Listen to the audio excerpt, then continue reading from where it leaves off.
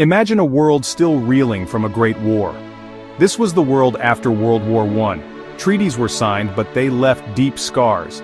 The Treaty of Versailles, meant to bring peace, instead planted seeds of resentment, especially in Germany. It demanded huge payments and took away land. This created a feeling of national humiliation.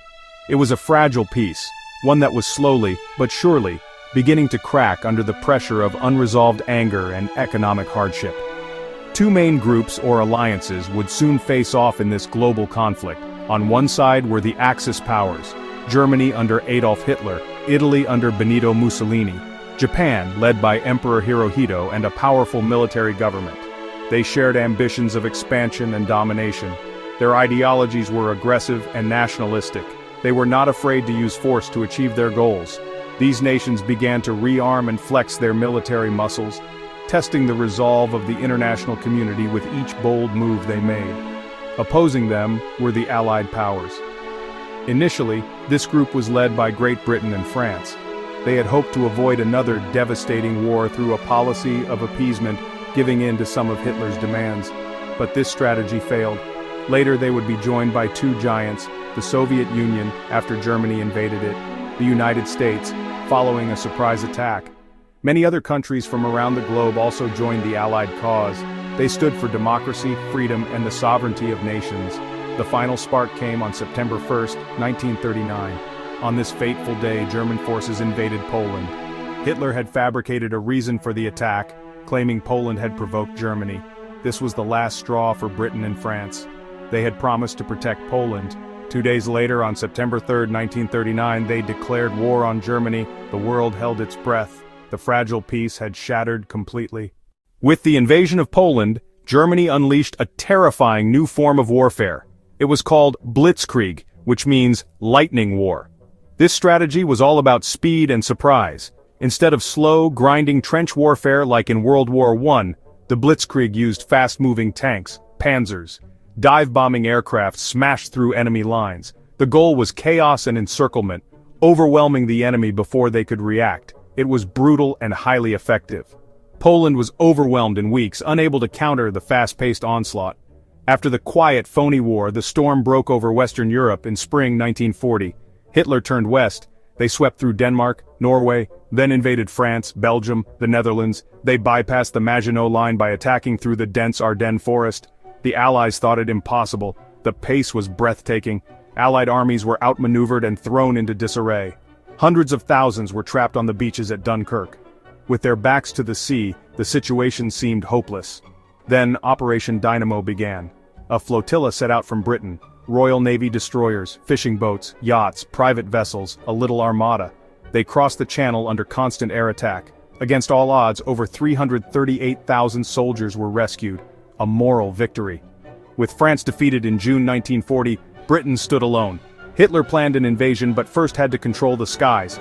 This led to the Battle of Britain. Summer and fall 1940 saw the Luftwaffe fight the RAF.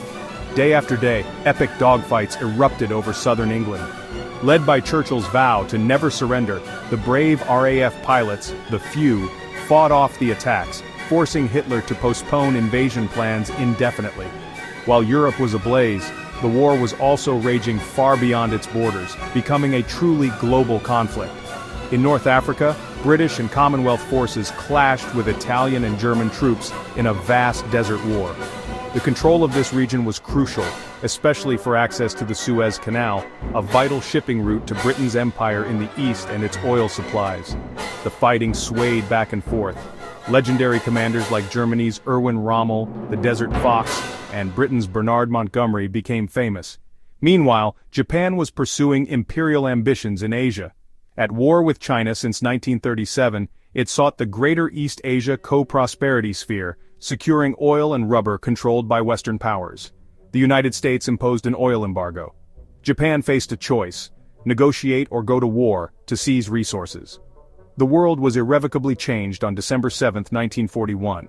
On that quiet Sunday morning, Japan launched a surprise strike on Pearl Harbor. The attack was devastating. It sank or damaged numerous battleships and killed over 2,400 Americans. President Franklin D. Roosevelt declared it a date which will live in infamy. The United States declared war on Japan. Germany and Italy declared war on the United States. America's immense industrial power would be decisive. The nation mobilized planes, tanks, ships. This arsenal of democracy equipped allies through Lend-Lease, including Britain and the Soviet Union. Fighting raged on oceans, deserts, Russian steppes, and Pacific jungles.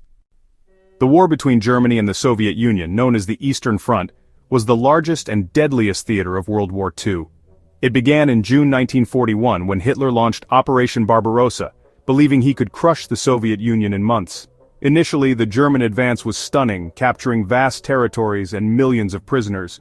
However, the sheer size of Russia and the brutal winter stalled the war machine outside Moscow. The fighting was marked by unparalleled brutality, with terrible atrocities. After the monumental Soviet victory at Stalingrad, the Red Army began its relentless push westward, street by street, house by house, even room by room. A meat grinder that trapped the German Sixth Army before a massive Soviet encirclement. Trapped and freezing, the German forces were starved and battered into submission. Their eventual surrender was a colossal defeat for Hitler. The Battle of Kursk in the summer of 1943 was the largest tank battle in history. Germany hoped to regain the initiative, but the Soviets were well prepared. They absorbed the attack and launched a powerful counter-assault. The defeat shattered Germany's offensive capabilities. The Red Army drove west through Ukraine, Belarus, and into Poland. Liberation from Nazi rule was often followed by Soviet control, redrawing Eastern Europe and setting the stage for the post-war division. By early 1945, Soviet forces stood at Germany's doorstep, fueled by vengeance for immense devastation. The human cost on the Eastern Front was staggering, tens of millions. The Soviet Union bore the brunt against Germany, engaging most of Hitler's divisions. A sacrifice essential to Allied victory in Europe, shaping the Cold War to come. While the Soviets advanced from the east, the Western Allies prepared the largest amphibious invasion in history, Operation Overlord.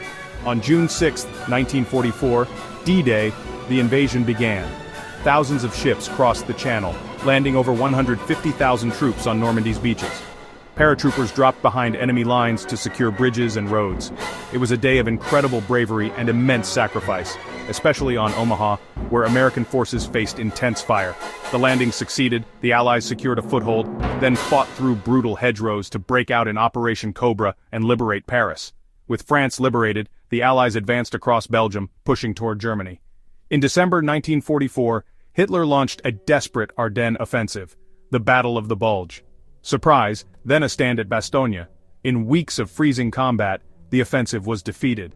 The final months saw a race to Berlin. American, British, and French forces crossed the Rhine. From the east, the Red Army closed in with overwhelming force.